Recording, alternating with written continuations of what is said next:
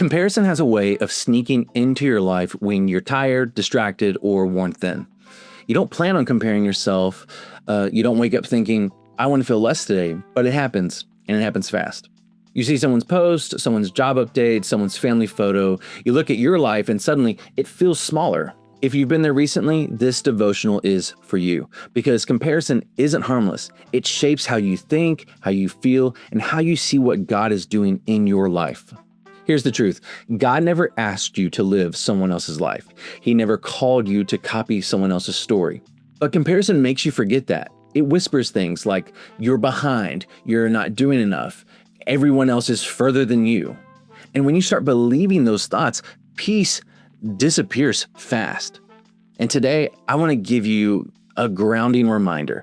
Your life has a pace. Your life has a calling. Your life has a timing. And none of it is supposed to match someone else's.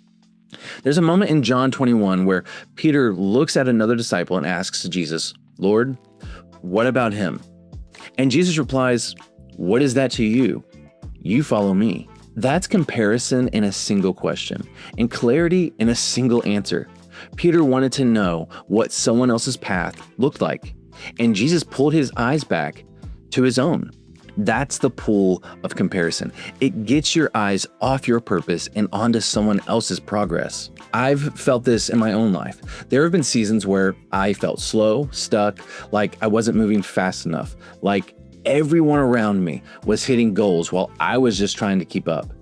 And it's strange how comparison works. It doesn't compare your full story to someone else's full story. It compares your low point to their highlight reel, your process to their milestone, your quiet season to their announcement post. And if you're not careful, you'll start believing the lie that you're falling behind in a race God never entered you into. In Galatians 6, verses 4-5, it says, each one should test their own work. Then they can take pride in themselves alone without comparing themselves to someone else. For each one should carry their own load. You see, there's freedom in that verse. Paul isn't saying ignore others. He's saying take ownership of your path. Carry what God has given you. Be faithful to what is in front of you today. Your calling is personal. Your growth is personal. Your timeline is personal. And comparison makes you rush seasons you're supposed to grow through. It makes you resent the exact place where God is shaping something in you. Psalm 139, 13-14 reminds you that God shaped you with intention. He didn't make you generic. He didn't give you someone else's strengths and weaknesses. He formed you in a way that fits your assignment. You're not supposed to copy. You're not supposed to match someone else's pace. You're supposed to be faithful to what God has given you. When comparison takes over, you forget that identity. You let someone else's life define your values, and that's where insecurity grows, and it grows fast. Here's something that helps, okay? First, catch the moment comparison shows up.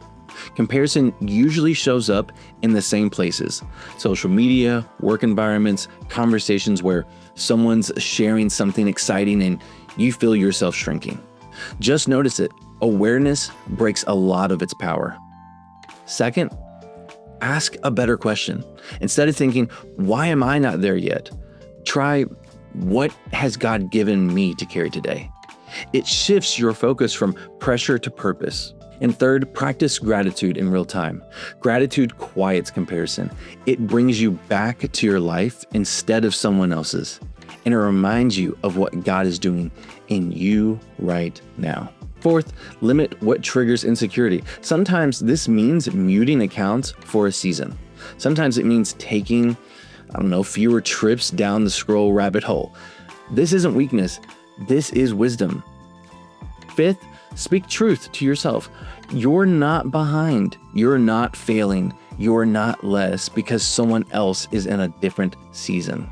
You are carrying what God placed in your hands, and that's enough for today. Comparison doesn't stop overnight. It's something you have to practice pushing back against. But every time you choose to fix your eyes on your own lane, peace returns. God has a purpose for your life, a pace for your life, a path for your life. You don't need someone else's story to feel whole. You need to be faithful with the one God is writing with you. If this helped you today, let me know in the comments. Maybe share one thing you're grateful for right now. It helps your heart and it helps someone else who is reading. I'll see you next Tuesday for another short devotional.